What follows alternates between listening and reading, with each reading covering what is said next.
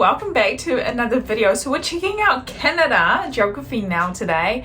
I've never been to Canada before, but I really want to go one day. I've heard great things about Canada. If you're from Canada, leave a comment down below, and if you want to add anything else, just put it down in the comments section so I can learn about that there, and other people as well reading the comments. I think reading the comments is another thing that I really like to do when I click onto videos, so definitely put your comment down below so other people can read what you have to say. So let's get into today's video. Here at Geography Now, we got over 40 people that emailed us to help out with this episode from Canada. So without further ado, here comes the Canada episode. Canada! Woo!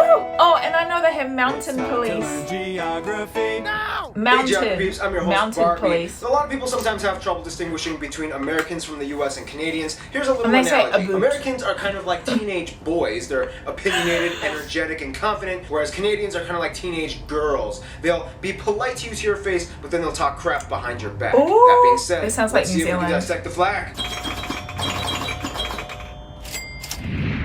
The flag consists of a red field with Canadian a white flag square is in the middle. awesome. In the middle of the entire flag lies a single 11-pointed red maple leaf. Red symbolizes the sacrifice during both world wars, and the white symbolizes the peace, tranquility, and neutrality of the country. The maple leaf has historically been a symbol of Canada for centuries, even during British rule. Some Canadians will tell you the 11 points symbolize the provinces, and the last one being for the territories, but that's not really true. That's just kind of how the leaf looks. Also, keep in mind, Quebec would much rather fly this flag instead of the maple leaf, but we'll discuss more about that in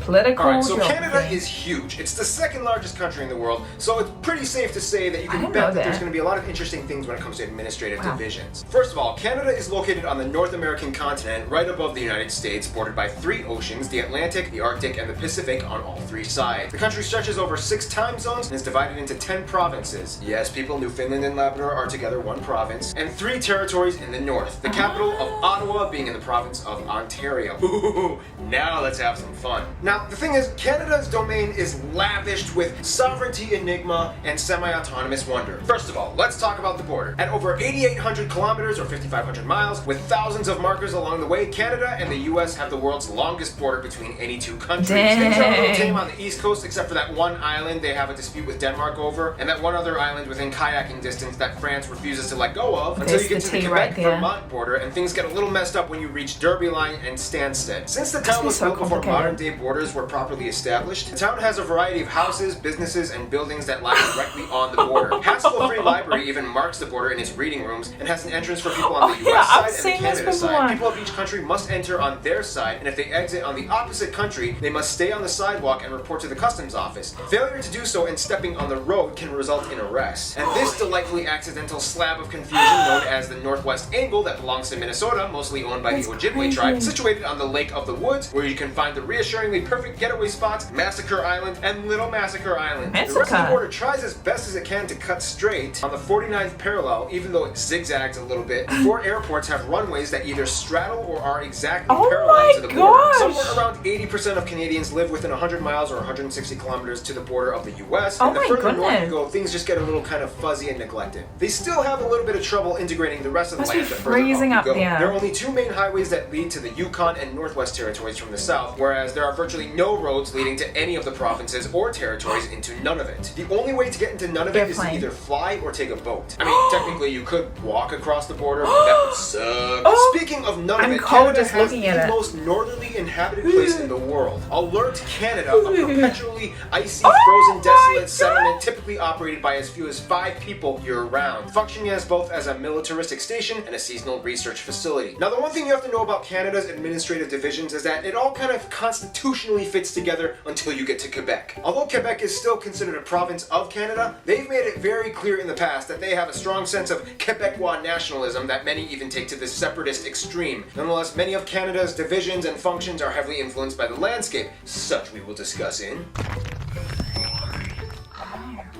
Okay, so once again, Canada is huge and often referred to as the Great White North. However, not all of Canada is a chilly Arctic tundra. First of all, Canada's physical features are built with a strange yet complementary mix of geological and meteorological Yes, that's a word. Score meteorological facets. Looking at Canada, one of the most notable features that sticks out would have to probably be the Hudson Bay, the second largest bay in the world after the Bay of Bengal, and the largest bay that freezes over in winter. This bay provides a drainage basin that hydrates about half of the entire country and a little bit of the northwest of the US. The strange thing is that the Hudson Bay actually sits on a gravitational anomaly in which gravity here is actually a little bit lower than the rest of the planet's average. It has to do with some kind of sciencey reason about ground convection and ice melt rebound, yada yada yada. Hey guys, want to lose some weight? Try the new workout and diet trend, Hudson 90X. Our diet and workout plan includes going to the Hudson Bay! No, but seriously, almost nobody lives along the Hudson Bay. It's almost impossible to build roads with the rugged, splotchy rock landscape with too many ponds and lakes getting in the way for any straight highway to be built. Speaking of which, at around 2 to 3 million, it's actually speculated that around 60% of all the world's lakes and about 30% of all the world's fresh water can be found in Canada. I learned that the other day. Better quality than bottled I didn't know that Canada has so many lakes. With the domineering freckly crevice zone that takes up about half of the entire country, the Canadian Shield. The Canadian Shield is a wide plateau of exposed Precambrian igneous rock that harbors little soil and vegetation, but offers a glory field of mining. Canada has some of the world's richest deposits of metal ores like nickel, gold, silver, and copper. 2/3 of all the cesium in the world comes from one mine in Manitoba, Burnick Lake. Fun little side note, Canada has the world's largest third-order lake island. That's an island in a lake on an island in a lake on an island. Located on Victoria Island, this little squiggly 4-acre rock was discovered by map nerds who scrolled Google Maps just a couple of years ago. The island has no name and has most likely never had anyone step foot on it. I mean, I'll do it if nobody else will, but I might need a corporate sponsorship. I'm looking at you, Aunt Jemima. Canada also has 2 of the top 10 largest impact craters on Earth. Sudbury Crater in Ontario and Manicouagan in Quebec with its almost perfectly circular imprint flooded and now a reservoir that you can see from space. Okay, there's a lot more in this section, so I'm just going to kind of rapid fire throughout all the rest of the facts. About 40% of the country is covered in forests, and about 1/10 of the world's forests are in Canada. Over 60% of the world's polar bears live in Canada. The Bay of Fundy has the world's highest tidal range, with the highest point being over 16 meters. Niagara Falls looks cool. Mount Thor has the world's highest vertical drop. Quebec alone supplies about 70% of the world's maple syrup, and they actually have a maple syrup reserve with over 222,000 barrels of maple syrup. Prince Edward Island has a weird natural phenomena in which the sands on the beach make this weird squeaking noise when you step on it. Here's some footage. I've heard about this. I think I saw this on TikTok. I didn't know this was in Canada. The largest inland lakes, besides the ones shared with the US and the Great Lakes, are the Great Bear and Great Slave Lakes, named after the slavey people. No, I'm not talking about slaves, I'm talking about the slavey people. There's a difference. One we'll discuss in Demographics! Canada is one of those places where everybody kind of fits in, but there's always a little bit of gossip going around every corner. First of all, Canada has about 35 million people, making it one of the least densely populated places on Earth. Of course. About 3/4 of whom identify as white. Asians make up about 14%. Natives and Aboriginal peoples make up a surprising 5%. Blacks at 3%, Latinos at 2%, and the rest are just kind of everything else. Now again, Canada's population takes another turn because in addition to ethnicity, Canada also has linguistic groups. About 1 out of every 3 Canadians either speaks French fluently or understands enough to get by. The whole Quebec thing kind of plays a paramount role in Canada's societal operations. They kind of have to work really hard to make sure that this one province cooperates. Also, keep in mind, Quebec isn't the only place in Canada where French is spoken. Communities in Ontario, Manitoba, and especially the Maritime Province like Newfoundland, New Brunswick, and Nova Scotia have huge communities of French speakers. The difference though is that these French speakers have an even deeper level of segregated culture. Many people in the Maritime provinces have a unique Acadian French culture that differs from Quebec. Fun side note, the Cajun people of the US in Louisiana are generally descended from the Acadian people that were expelled and deported from these provinces by the British in the 1700s. Back then, the Louisiana Purchase didn't happen yet, so all of this area was still French. Yada yada yada, they came over and invented gumbo. So that's why Cajuns speak French, America, because Canada! Nonetheless, about 1 out of every 5 Canadians was born outside of Canada, making Canada pretty diverse, especially by US entertainment quota standards. Alright, toss in a black guy, an Asian girl, why not throw in one of those Indian guys? Those people are trending these days, but make sure the lead is a handsome, attractive, rugged white guy. And this is where I want to make a Geography Now spotlight. Canada has a somewhat shrouded community of under-highlighted individuals that typically go unnoticed, even by Canadians. Sure, we can talk about Toronto, Vancouver, heck, even Calgary has some chips on the table, but nobody really gives these guys a chance. So Yukon, Northwest, none of it. I'm putting you guys on display. Altogether, the population of all three of these territories is only about 110,000 people, making it the most sparsely populated area of all of Canada. First of all, Indigenous peoples of Canada number about 850,000 and altogether have about 630 reservations speckled throughout the entire country. The largest reserves are located in these territories. Indigenous people in Canada are generally categorized into three separate groups: the First Nations, the Métis, and the Inuit. The Métis are mixed race Indigenous, the First Nations are generally southern tribes that typically live in forested areas, and the Inuit are straight up Arctic folk. Here's how you can kind of distinguish the three territories. Yukon is predominantly white. The Northwestern Territories has a lot of First Nation tribes, like the Slavey people who can be found close to the Great Slave Lake, although many of them prefer to be called the Dene. Cool side note, the Navajo tribe in the US to some extent trace their heritage to these people. See how everything is connected, people? Finally, we've reached Nunavut, which is almost exclusively Inuit. The Northwest Territories and Nunavut actually used to be part of the same territory, but then in 1999, Nunavut was like, I ain't having none of it, and became its own thing. No, but seriously, Inuit culture is one of the most underrated and culturally fascinating things you'll ever encounter. They speak Inuktitut, a cousin of the Greenlandic language. They can pretty much understand each other, and they have their own written script that you can find on street signs and traffic posts. They have a long history of vibrant traditions, rituals, games, music, and even cuisine. If you ever come here, make sure you try some whale blubber and watch a throat game song, which looks like this. What a great way to make friends. Which I've takes seen us to a TikTok video about that before. Imagine Canada living friends with everyone. in The the end. environment. Ice. Okay, let's elaborate just Ice a little cold. bit. Okay, so Canada does kind of typically shit. I maintain thought a it was foreign Finnish. policy that does encourage diplomacy outreach to pretty much every country that they can grab at. Heck, they even had good ties with Cuba after the US put an embargo on them. Nonetheless, Canada's relations kind of typically shadow those of the US. Allies with the same allies and opponents with the same opponents. I mean, have you seen the movie Argo? First of all, Canada is not only part of the Commonwealth, but the Commonwealth realm. Yes, there's a difference. So in general, they pretty much get along with everything that was once part of the British Empire. Then you get the Francophone countries that also gel well with Canada as well. The funny thing is, although the US complains about the immigration procedures of Mexicans into the US, Canada is actually trying to coerce and entice Mexicans to come in. With its low birth rate and a need for a bigger workforce to assist the aging population, Canada has relaxed its immigration and visa policies in order to gain skilled workers, and specifically from the Central American regions. Flyers and advertisements are spread all over Mexico, encouraging them to move in. Of course, when it comes to those closest to them, Canada does have their top pick. The United States. Some say Canada is like the little brother of the US, some say it's like the best friend, but in all honesty, Canada and the US are kind of like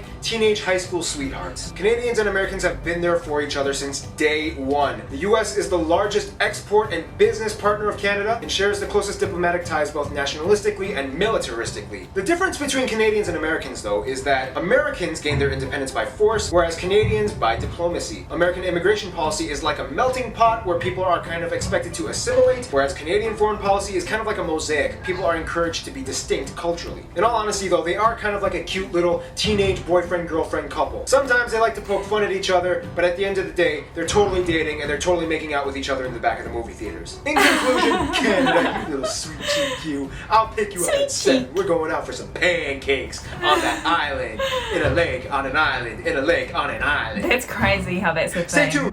See, Canada is definitely a fascinating country. I actually learned a couple weeks ago that there were so many lakes in Canada because I was playing GeoGuessr on my Twitch channel, and we were doing a Canada map. And I was looking around the map and I was like, why are there so many lakes in this country? I had no idea before then. There's so many lakes, like everywhere you look on the map. Like this, like that, like this. The smallest lakes as well. Oh my, there's so many lakes in Canada. So I was reminded of that through this video. But fascinating to learn about the demographics of the country. 1 in 5 people born outside of Canada live in Canada. That's so interesting. That's such a high rate, isn't it? I thought that was really surprising to me. I'm not sure what the rate is for other countries. I guess I've never really looked into it before, but 1 in 5 is surprising for me. A very low number of First Nations people as well. So I'm sure there's a lot of history behind that that wasn't included in this video. But the Inuits really fascinate me. I think it's so fascinating, and I really should learn more about it, but I think it's so fascinating that they survived as a people in such harsh living environments. But it really does go to show that human beings, we can really adjust and problem solve to the environment that surrounds us. So over centuries and centuries, the Inuit people developed survival techniques that have kind of shaped their culture and their people. Fascinating. I just can't imagine living in such a cold environment. Even in southern parts of Canada, I see it gets really cold, really snowy. I'm like, oh, I don't know if I could do that. I don't know if I could do that. But that was awesome. Shout out to Canada. I really, really, really want to visit Canada one day, and I would totally live there as well. I've heard amazing things about Canada. Hopefully one day I'm able to move there, but you know, visas and whatnot. But hey, apparently they're loosening up the visa requirements, so maybe I'll be able to get there one day, who knows. Guys, thank you so much for watching with me today. Leave a comment down below if you're from Canada, and also if you want to add anything to this video, extra information for me or anything like that, just leave a comment down below as well. Subscribe to the channel if you haven't already, guys. Leave any video recommendations down below, and I will see you all in my next video. Bye guys. Broke at the store, choke on the smoke. They tell me to quit, don't listen what I'm told. They help me forget that this world is so cold. I don't even know what I'm chasing no more. Tell me what I want, let's keep searching on. It's never